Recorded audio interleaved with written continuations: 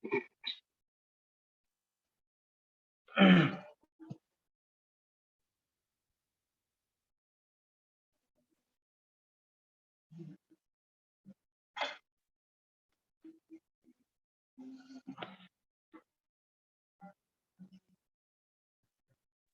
Ustaz. Lalu nyari file ininya, bukunya.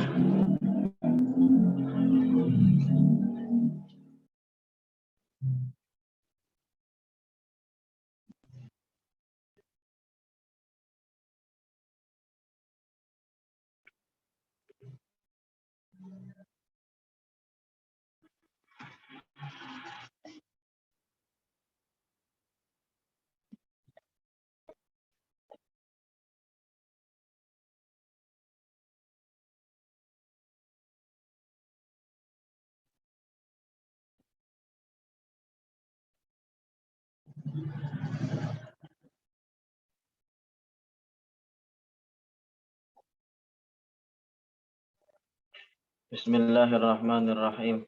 Alhamdulillahirabbil alamin. Wassallallahu wasallam ala sayyidina Muhammadin asyrafil mursalin wa ala alihi wa sahabatihi at-tayyibin at-tahirin. Allahumma la sahla illa ma ja'altahu sahla wa anta taj'alul hazna ya hayyu ya qayyum idza syi'ta sahla.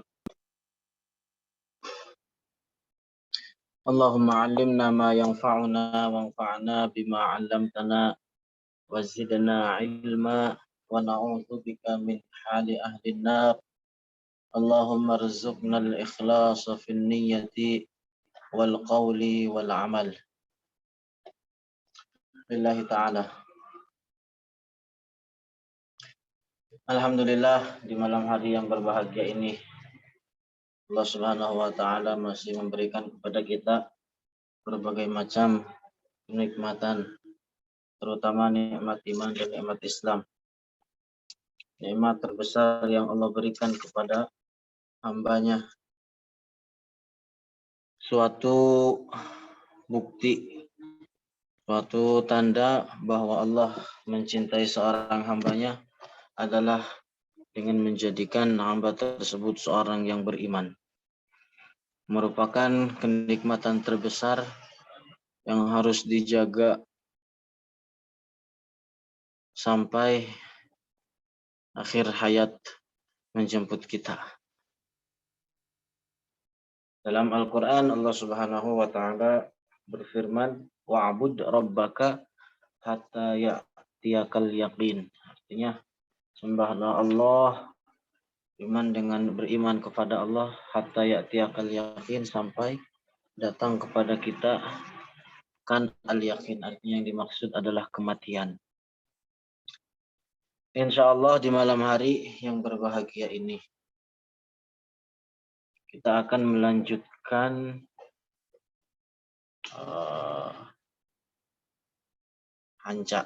atau lanjutan dari buku kita. Insya Allah akan kita dawamkan terus dari hari ini hingga esok dan sampai selesai habis dari buku ini. Insya Allah ta'ala kita mulai dengan tema bagaimana meraih cinta orang lain. Subjudul yang kedua kemarin sudah dijelaskan beberapa tips. Pertama adalah berkasih sayang dengan sesama manusia. Hal ini mencakup beberapa perkara. Yang pertama adalah dengan cara dekat dengan sesama, dengan cara dekat dengan mereka, manusia itu sendiri. Ketika kita berhendak menginginkan meraih cinta mereka, adalah jalan pertama adalah kita dekat dengan mereka tentunya. Karena dengan inilah ketika kita dekat dengan mereka merupakan jalan untuk meraih cintanya. Dengan demikian ketika kita memiliki hendak atau memiliki keinginan untuk demikian, akan mudah bagi kita untuk memiliki hatinya. Akan mudah dengan demikian kita menyampaikan kepadanya akan kebenaran, mengajak mereka untuk kontinuitas melakukan ketaatan, mengajak berdakwah mereka, mendakwahi mereka, menasihati mereka, karena kita sudah memiliki kuncinya. Dan ini tips dari atau tujuan di antara dari dikarangnya buku ini. Nah, sekarang yang kedua adalah pandai membalas kebaikan orang lain.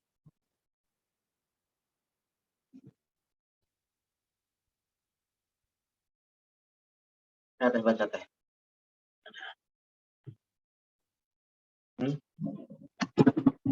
Bismillah. Ini yang baca istri nggak apa-apa ya. Terus Rasulullah Shallallahu Alaihi Wasallam bersabda, pelan-pelan. "Man lam yashkurin nasa, lam yashkurillah." Rawahu Tirmidzi. Barang siapa yang tidak pandai membalas kebaikan orang lain, maka ia belum bersyukur dengan sepenuhnya kepada nikmat Allah. Hadis riwayat At-Tirmidzi. Terus Hadis ini memberikan pemahaman bahwa seseorang yang benar-benar bersyukur kepada karunia Allah adalah seorang yang pandai membalas kebaikan manusia, seperti dengan membalas kembali kebaikan tersebut dengan cara mendoakannya dan lain sebagainya. Ini definisi bagaimana cara kita bersyukur atau bagaimana cara kita berterima kasih terhadap kebaikan yang dikerjakan orang lain kepada kita. Atau batas minimalnya adalah mendoakan orang tersebut ketika kita tidak mampu membalas orang yang memberikan kebaikan kepada kita dengan berupa materi, artinya bisa minimalnya kita membalas kebaikan orang tersebut dengan mendoakannya. Itu batas minimal. Nah, dalam hadis tadi man lam yashkurillah lam yashkurin, man lam yashkurin nas lam yashkurillah. Jadi itu. Jadi sebagaimana kita ketahui juga bahwa hakikat dari syukur itu sendiri adalah dengan tidak menjadikan segala bentuk kenikmatan yang Allah berikan kepada kita di dalam tidak dijadikan dalam kemaksiatan kepada Allah. Ketika kita diberikan nikmat sehat, bagaimana cara mensyukurinya? Tidak menjadikan nikmat sehat tersebut di dalam bermaksiat kepada Allah. Ketika kita diberikan nikmat harta, bagaimana cara mensyukurinya adalah dengan tidak menjadikan harta yang Allah berikan kepada kita di dalam bermaksiat kepada Allah. Ketika kita diberikan nikmat pandangan, bisa memandang, bagaimana cara mensyukuri tidak menjadikan nikmat pandangan tersebut di dalam bermaksiat kepada Allah. Nah, terus. Al-Imam Muslim dalam kitab Sahihnya meriwayatkan dari sahabat Rabi'ah ibnu Malik al-Aslami berkata, suatu ketika Rasulullah berkata kepadaku, sebutkan apa yang engkau minta dariku. Aku menjawab, aku ingin bersamamu di surga. Rasulullah berkata, adakah yang lain selain itu? Aku menjawab, hanya itu wahai Rasulullah. Maka Rasulullah berkata, bantulah aku atas keinginanmu dengan memperbanyak sholat. Dari contoh perbuatan Rasulullah ini, bagaimana memperlakukan khadimnya atau pembantunya, merupakan sahabatnya juga, ketika Rasulullah meminta pertolongan, kemudian diturutin atau dikerjakan permintaan tersebut oleh khadimnya tersebut, Rasulullah ingin membalas atas kebaikan yang telah dilakukan kepada dirinya. Hingga akhirnya mintalah sesuatu kepadaku. Artinya apa? Rasulullah ingin membalas tentang kebaikan yang telah diperbuat pada beliau. Kemudian beliau, tapi apa Rabi'ah al-Aslami ini menjawab, saya ingin bersamamu di surga. Itu permintaannya. Rasulullah menanya, apakah ada yang lain selain itu? Dalam bentuk tawadhu'nya berjawab. Beliau menjawab, apa Rabi'ah menjawab, hanya itu permintaannya. bantulah aku atas keinginanmu dengan memperbanyak sholat. Nah, jadi ini juga merupakan dalil tentang kebolehan seseorang atau bagi kita kalangan kaum Ahlus Sunnah wal Jamaah tentang kebolehan meminta sesuatu yang khariqul lil adah, meminta sesuatu yang di luar nalar kita. Artinya apa? Keinginan atau permintaan seseorang bahwa ingin bersama di dalam surga adalah bukan sesuatu yang biasa. Artinya bukan dalil tentang kebolehan meminta sesuatu yang di luar kebiasaan. Dalil bagi ahli sunnah seperti tentang berbeda dengan apa yang diyakini oleh kelompok Wahabi. Ini bertentangan dengan apa yang menjadi keyakinan mereka. Ini juga merupakan dalil bagi kita kalangan ahli sunnah. Terus. Bermula munculnya hadis ini adalah karena Rabi'ah telah melakukan suatu khidmah, membantu Rasulullah dalam beberapa urusannya, sehingga Rasulullah hendak memuliakan dan membalas kebaikan sahabatnya itu. Khidmah sahabat tersebut dibalas oleh Rasulullah dengan balasan yang besar, yaitu surga. Banyak hadis-hadis yang menjelaskan atau istilahnya bagaimana tentang para sahabat yang Rasulullah jamin langsung masuk ke dalam surga. Atau banyak artinya yang dijamin langsung oleh Rasulullah masuk ke dalam surga tidak hanya sahabat yang 10 saja. Itu adapun sahabat yang 10 atau yang disebut dengan al-asyarah al-mubasysyirina bil jannah, kenapa kok dikenal demikian? Artinya tidak hanya itu saja yang dijamin oleh Rasulullah masuk ke dalam surga, tidak hanya itu saja. Tapi kenapa kok dikenal ada 10 sahabat yang langsung masuk ke dalam surga? Itu karena jaminan ke-10 sahabat ini dari Rasulullah itu terjadi di dalam satu majelis. Abu Bakar fil jannah, dalam hadis yang begitu, Abu Bakar fil jannah, Umar fil jannah, Utsman fil jannah, Ali fil jannah, terus seterusnya sampai 10 orang tersebut karena disebutkan dalam satu majelis. Tapi banyak sahabat yang lainnya yang Rasulullah juga menjamin bagi mereka akan surga. Nah, tapi ada juga yang sebagian para sahabat istilahnya yang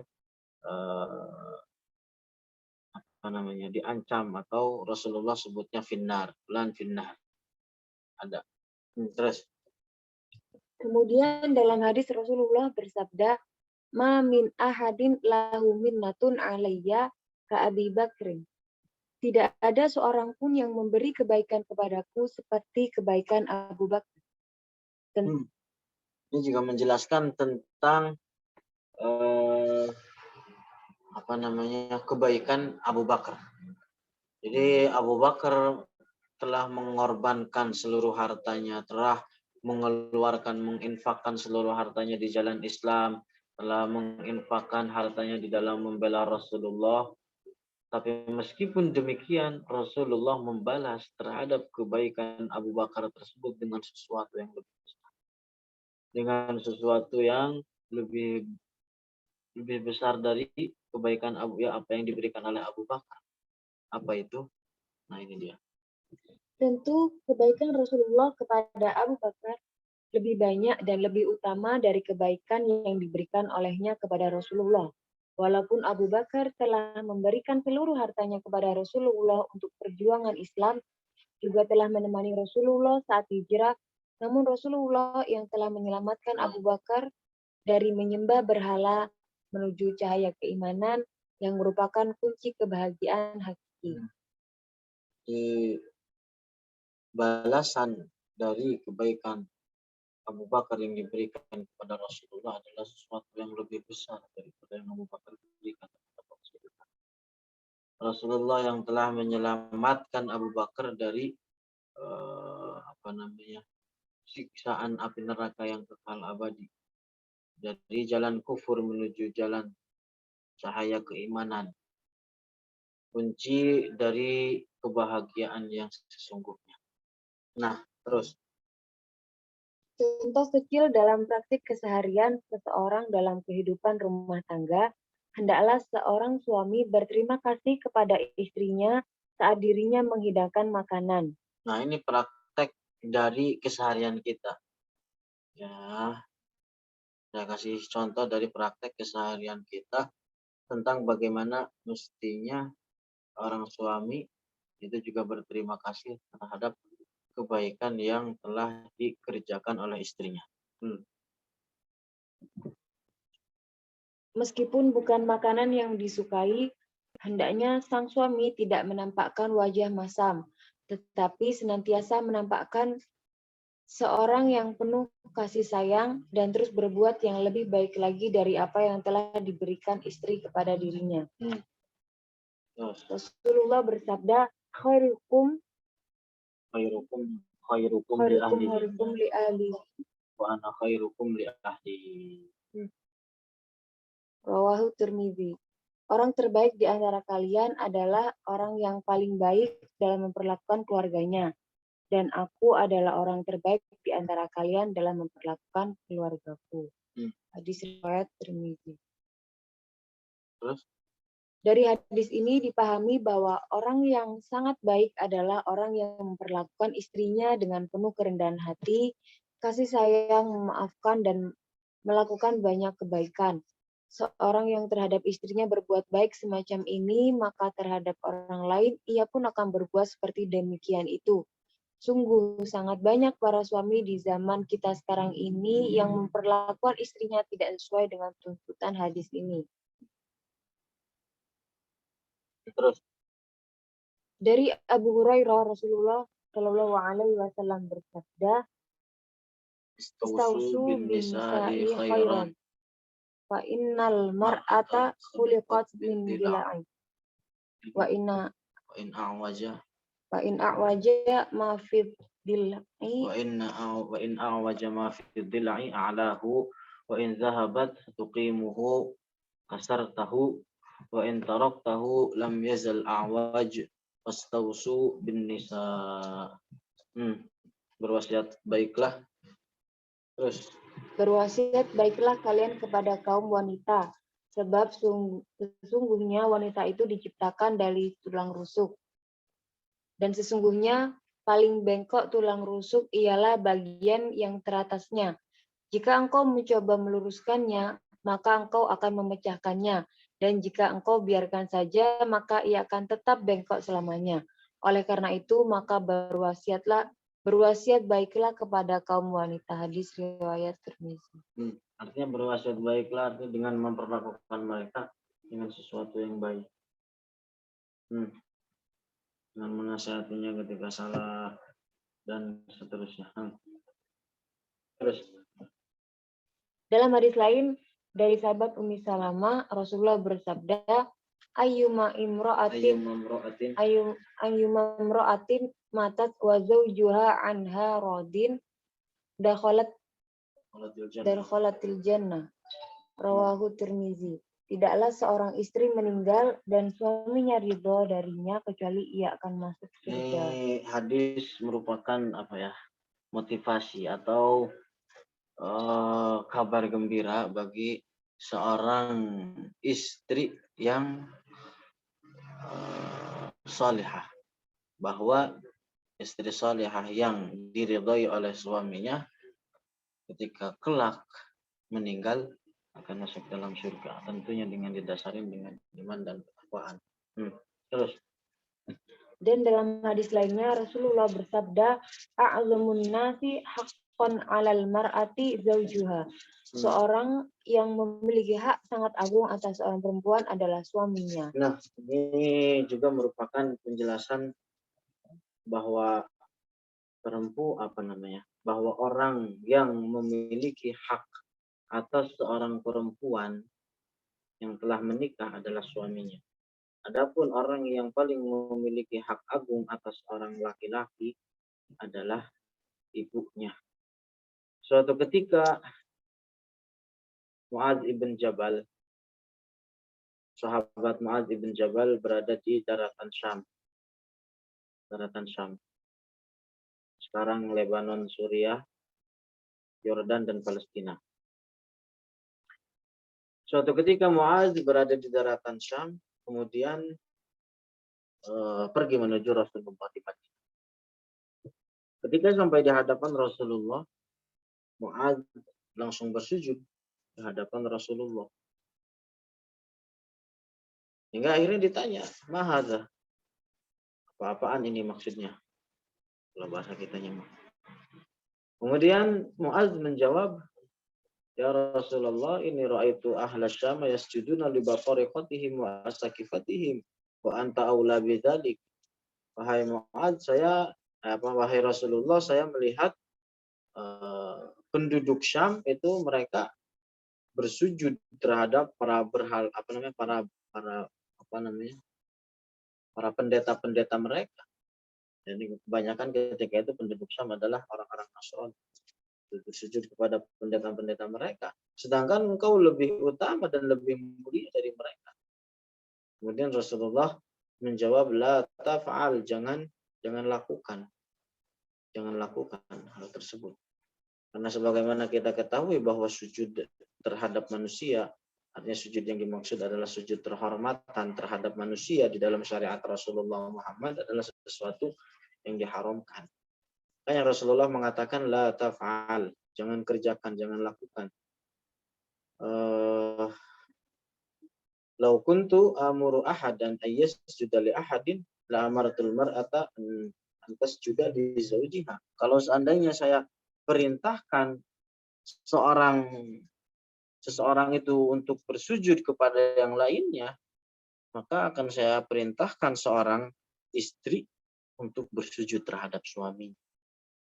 Kenapa? Karena saking besarnya hak seorang perempuan atau seorang istri terhadap suaminya.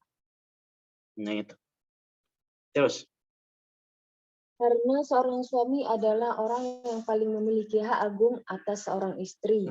Hingga ada seorang perempuan dari kalangan sahabat Rasulullah, hanya karena mengetahui hak-hak seorang suami, maka ia menolak untuk menikah karena khawatir tidak bisa menjalankan apa yang menjadi hak suaminya nanti. Insya Allah. Ada di zaman sekarang perempuan yang begitu. Terus. Seorang suami bila telah sungguh-sungguh memperlakukan istrinya dengan adil, lalu pihak istri juga seorang yang benar-benar taat kepada suaminya, tidak mengurangi apa yang menjadi hak suaminya, maka kelak di hari kiamat suami istri itu tidak akan lari satu dari lainnya, tidak akan saling menuntut. Namun, kan dijelaskan begitu di dalam ayat Fajr. Yauma yafirrul mar'u min akhihi wa ummihi wa abihi wa sahibatihi wa bani. Bahwa kelak hari kiamat itu ketika yauma yafirrul mar'u min akhihi. Jadi di sini yang dimaksud suami istri atau ada berbagai macam penafsiran sih di sini.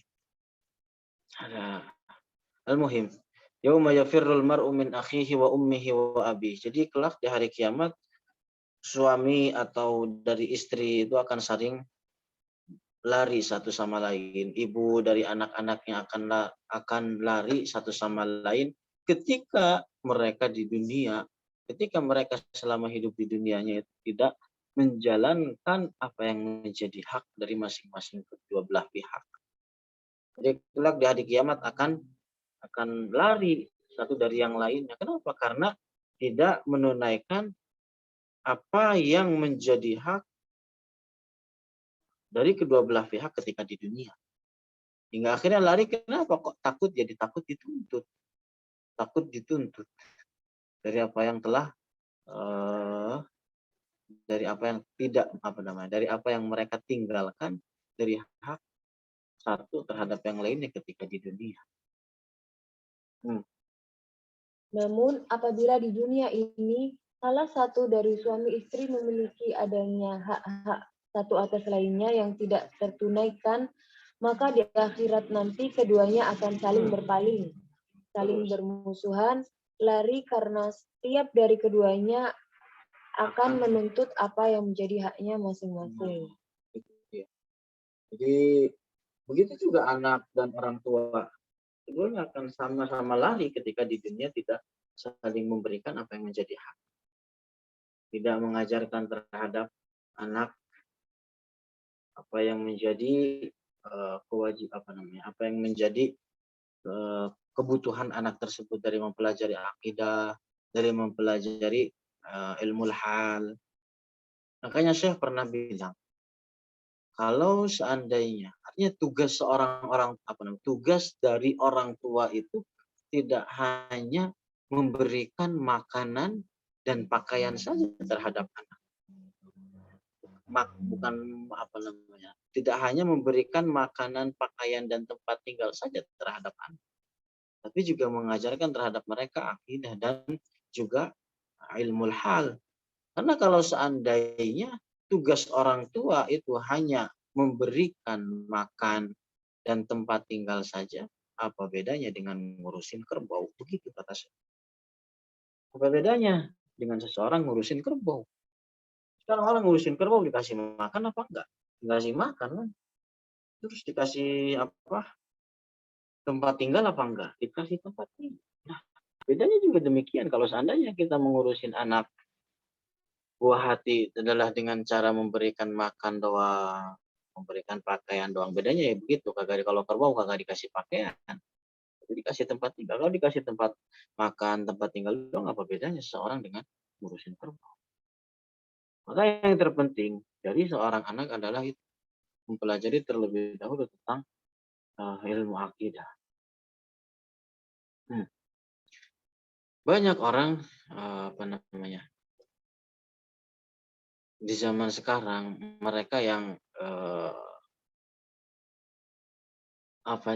tidak paham akan aulawiyah, tidak paham akan mana yang harus dikedepankan, tidak paham mana yang harus didahulukan, tidak paham apa yang menjadi maratibul amal, tingkatan-tingkatan amal. Jadi sehingga akhirnya banyak dari mereka yang tertipu, menyibukkan diri dari melakukan perbuatan-perbuatan sunnah, tapi malah meninggalkan yang wajib. Malah meninggalkan yang wajib. Ini musibah dari mereka yang tidak paham akan maratibul amal. Ini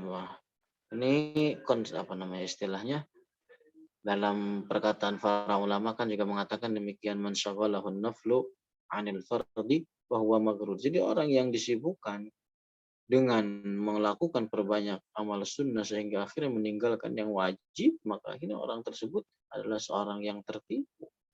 Betapa banyak orang di zaman sekarang yang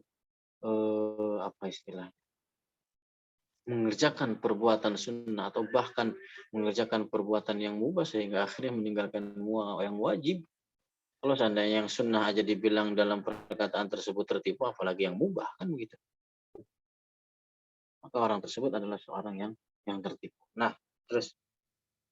Ketika seorang istri berbuat baik kepada suaminya, meskipun suaminya berbuat buruk kepadanya, atau sebaliknya, seorang suami berbuat baik kepada istrinya, tetapi istrinya berbuat buruk kepadanya, dan ia bersabar atasnya, maka orang yang berbuat baik dari keduanya dan bersabar akan mendapat pahala yang besar.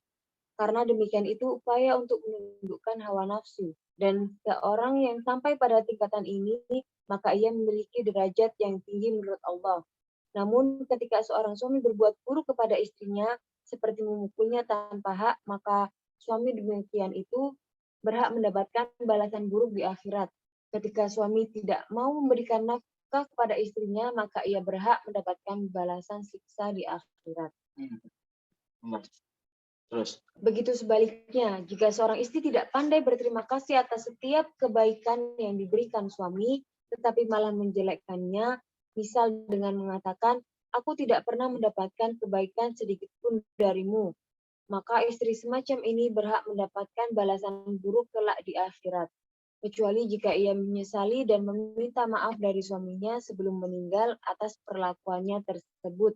maka Allah Ta'ala Maha mengampuni segala dosa. Dengan demikian, seorang yang tidak menunaikan kewajiban yang ada dalam tanggungan terhadap orang lain, maka orang ini akan menghadapi tuntutan yang sangat berat di akhirat kelak. Nah, dalam sebuah hadis dijelaskan bahwa suatu ketika Rasulullah bertanya kepada para sahabat, "Atadruna manil muflis?" begitu. Rasulullah bertanya, "Atadruna manil muflis?" Kalian tahu tidak apakah atau siapakah orang yang paling bangkrut itu?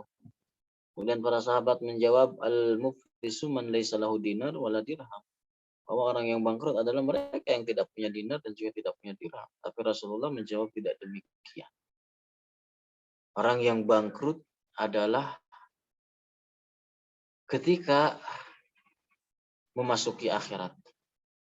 Dia memiliki berbagai macam kebaikan, amal pahala dari amal kebaikan. Kemudian, tapi karena disebabkan di dunianya dia sering mengambil apa yang menjadi hak orang lain, maka kelak di akhirat pahala baik atau pahala kebaikan yang dia miliki dipindahkan kepada orang yang dia ambil haknya ketika di dunia.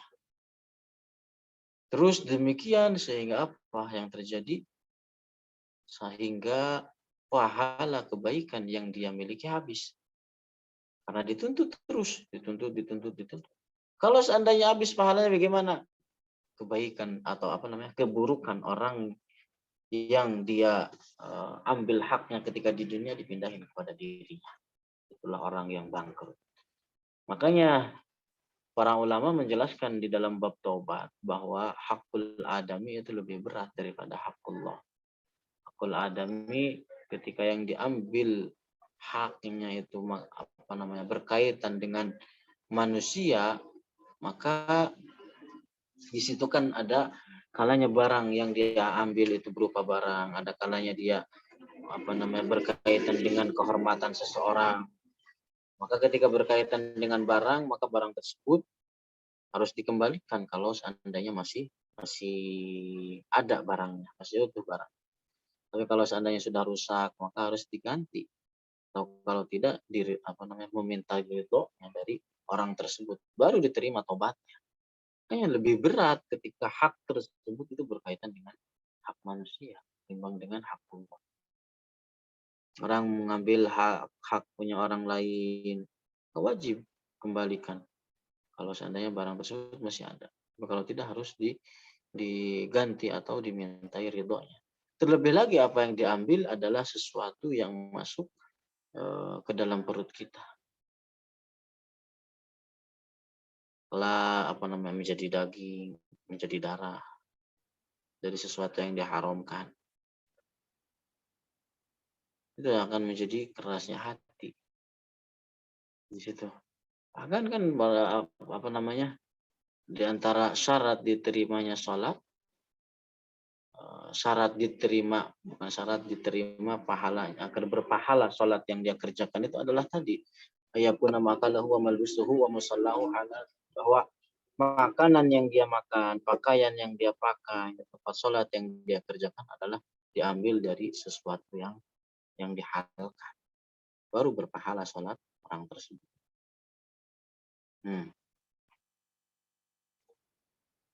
Terus dari hadis disebutkan bahwa dalam hadis disebutkan bahwa Rasulullah tidak pernah mencela makanan apapun. Bila beliau suka makanan, beliau akan memakannya, dan jika beliau tidak suka maka beliau meninggalkannya. Ini contoh lain juga dari kebiasaan pindah Rasulullah. Terkadang kita begini, kalau ada makanan yang tidak kita suka bilang nggak suka ini mah, nggak suka ya udah, kalau nggak suka nggak usah ngomong nggak suka, tinggalkan aja, nggak usah dimakan,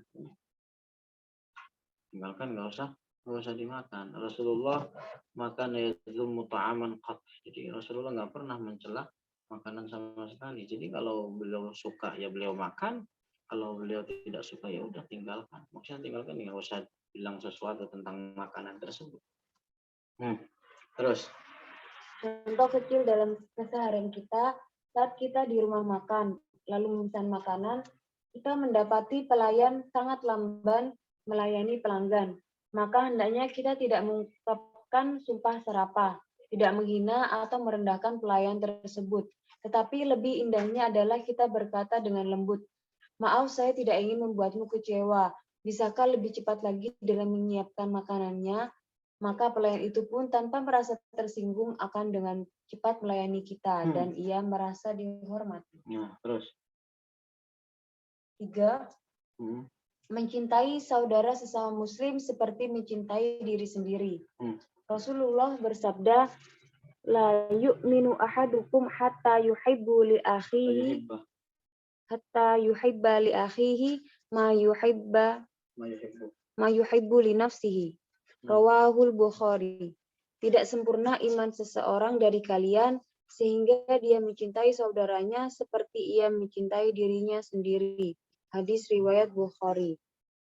Di dalam hadis sering kita melewati la yu'minu ahadukum, atau gimana contoh lainnya hadisnya man falaysa minna, misalnya man qasyana falaysa minna. Artinya apa? Bahwa yang dimaksud adalah orang tersebut tidak memiliki keimanan yang sempurna. Bukan artinya la yu'minu di sini bukan artinya dia bukan seorang yang beriman, bukan. Dia tetap beriman, akan tetapi keimanan orang tersebut tidak sempurna keimanan. Jadi selama dia membenarkan tentang makna dua kalimat syahadat, dia seorang yang beriman tetap. Apa yang dimaksud dengan hadis yang seperti ini sering kita dapat dalam sebuah hadis la yu'minu atau falaysa minna man falaysa minna misalnya, atau apapun itu redaksinya yang menyerupai seperti ini, itu artinya dia tidak memiliki keimanan yang sempurna. Karena perkataan para ulama al-imanu udah lewat terus. Jadi dua yang khusus nanti pembahasannya panjang. Di zaman kita sekarang mungkin hanya 1-2 orang saja dari jutaan orang yang sungguh-sungguh mengamalkan hadis ini. Semoga Allah berikan kekuatan kepada kita untuk mengamalkan hadis ini. Terus. Dikisahkan ada seorang ahli ibadah sedang berdoa kepada Allah.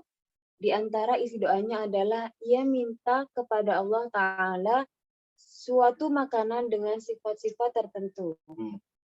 Dengan warna tertentu dan dengan rasa tertentu. Ia menyebutkan detail gambaran makanan yang ia mohonkan tersebut.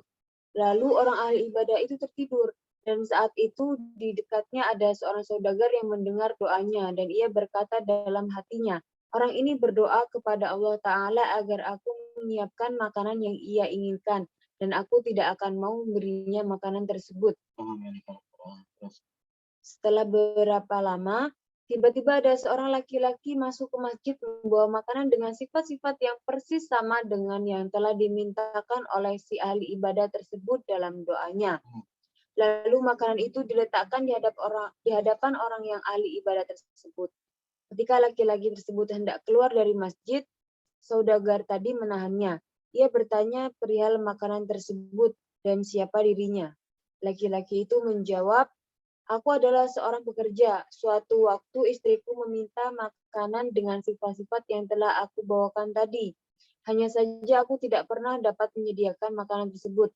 Hingga suatu waktu aku bekerja dan berhasil mendapatkan upah lebih banyak dan cukup untuk membeli makanan yang diinginkan istriku itu.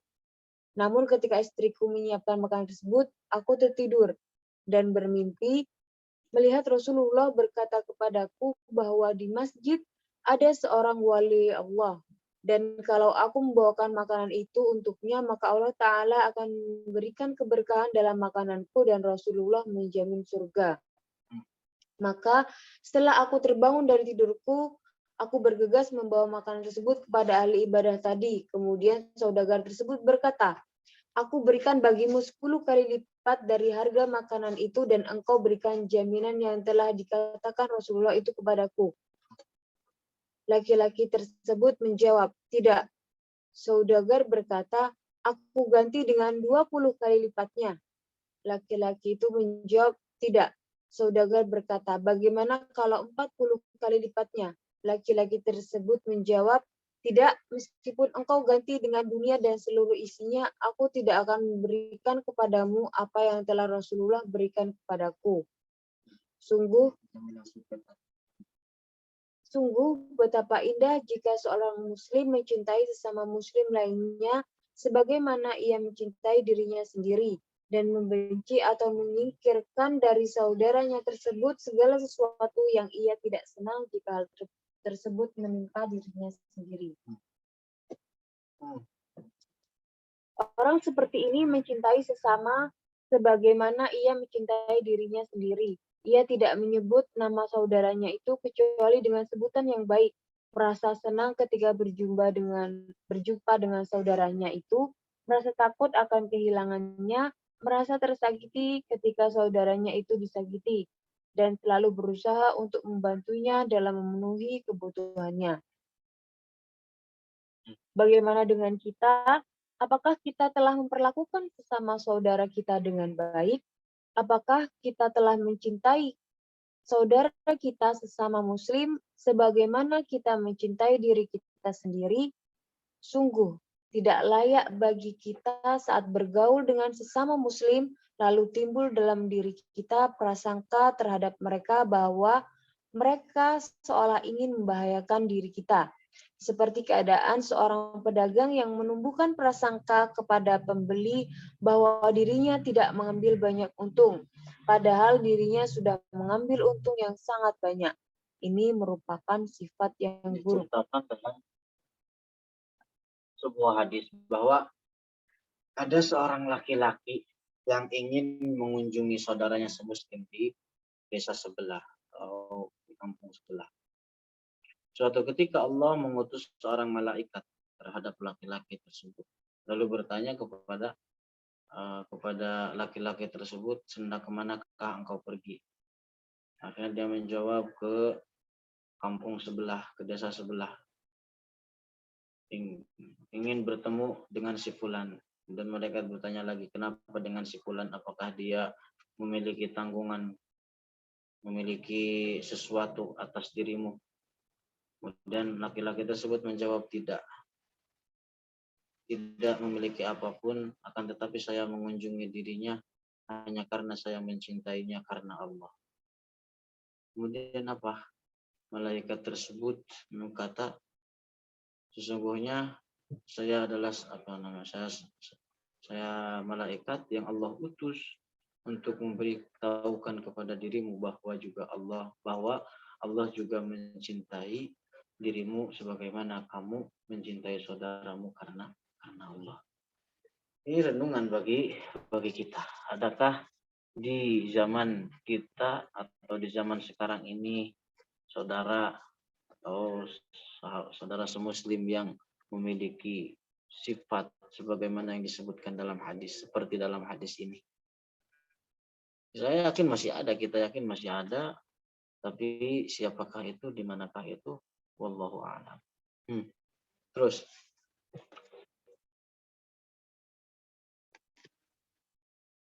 Menebar salam. terus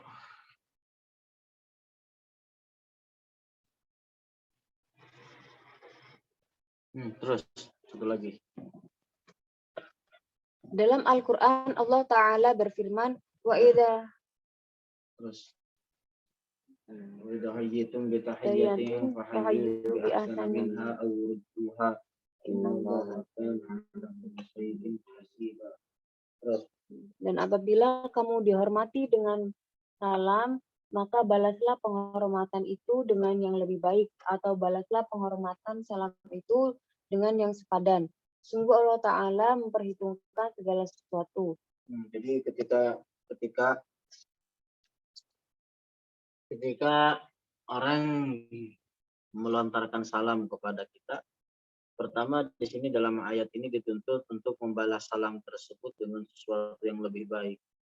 Jika misalnya sahabat atau saudara kita mengucapkan assalamualaikum, maka kita jawab waalaikumsalam warahmatullah, dengan sesuatu yang lebih baik. Assalamualaikum, waalaikumsalam warahmatullahi. Ini dengan sesuatu yang lebih atau yang sepadan, waalaikumsalam. Tapi dengan memperhatikan bahwa yang namanya salam adalah merupakan tahiyat atau penghormatan di dalam Islam. Ada beberapa perkara yang harus diperhatikan. Makanya ketika mengucapkan salam, yang pertama harus ditekankan adalah mengucapkannya dengan benar. Assalamualaikum.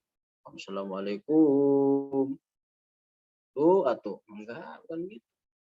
Ya, terkadang waalaikumsalam. Benar. Assalamualaikum di situ diucapkan dengan benar. Assalamualaikum. Waalaikum. Gitu doang ada di kita mah.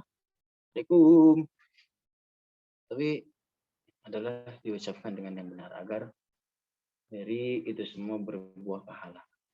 Itu yang pertama. Kemudian ketika menjawab perlu dijawab dengan baik juga dengan memperhatikan jawaban salam tersebut. Waalaikumsalam. Di situ ada alnya waalaikumsalam. Bukan waalaikumsalam, tapi tetapi waalaikumsalam. Ya, paham itu. Terus dalam sebuah hadis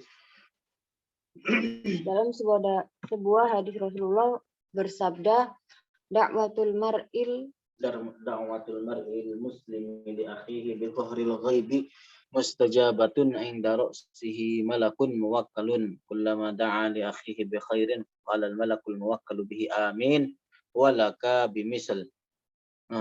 Doa seorang muslim untuk saudaranya sesama muslim di belakangnya tanpa diketahui olehnya adalah doa mustajabah.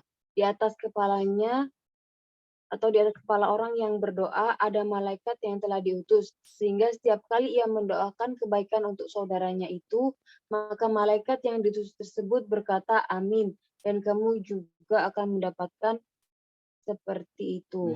Jadi misalnya Mang Nano di sini, ada Mang Nano. Misalnya kalau di sini Mang Nano bangun tengah malam tahajud, kemudian berdoa, ya Allah, puaskanlah rezekinya Khotib, panjangkanlah umurnya, berikan kesehatan kepadanya. Itu ketika mendoakan di belakang seperti itu, ada malaikat berdoa seperti apa yang dia doakan bagi saudaranya itu.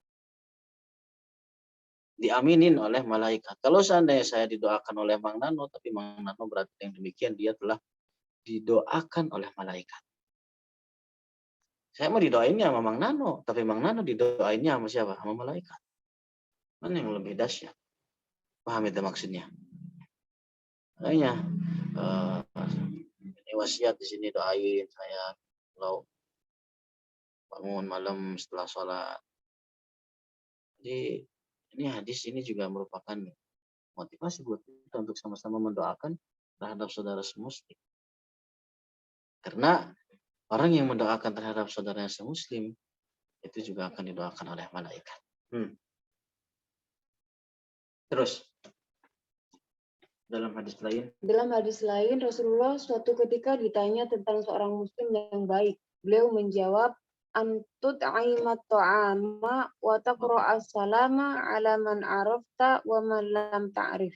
Adalah bila engkau memberikan makanan kepada orang-orang yang membutuhkannya dan menebar salam kepada semua orang, baik pada orang yang engkau kenal maupun yang tidak engkau kenal. Begitu, mengucapkan assalamualaikum, bukan kemana, nggak ada di kita mah kayak gitu kalau lewat.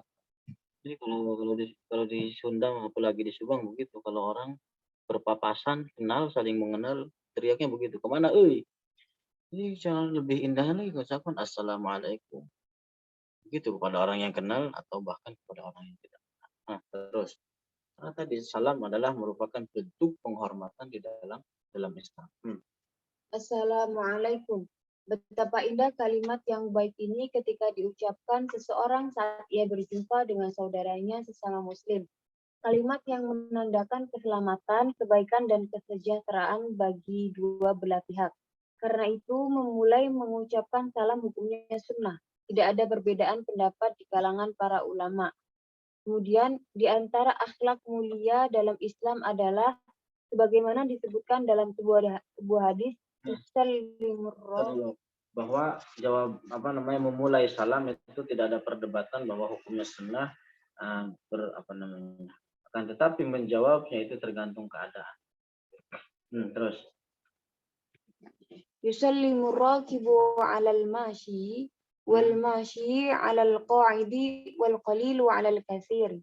Hendaknya seorang yang berkendaraan memulai mengucapkan salam kepada yang berjalan, dan yang berjalan memulai mengucapkan salam kepada yang duduk, dan yang sendiri memulai mengucapkan salam kepada orang banyak. Hadis riwayat Bukhari. wallahu a'lam bishawab. Ada yang ditanyakan?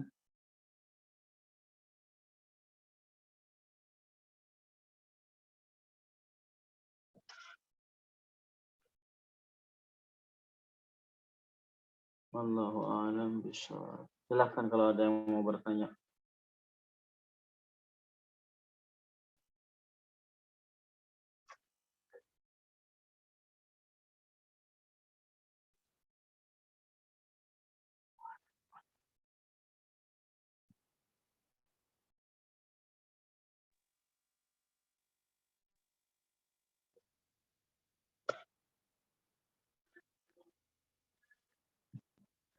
Kalau tidak yang ditanyakan, mungkin saya tutup sampai sini.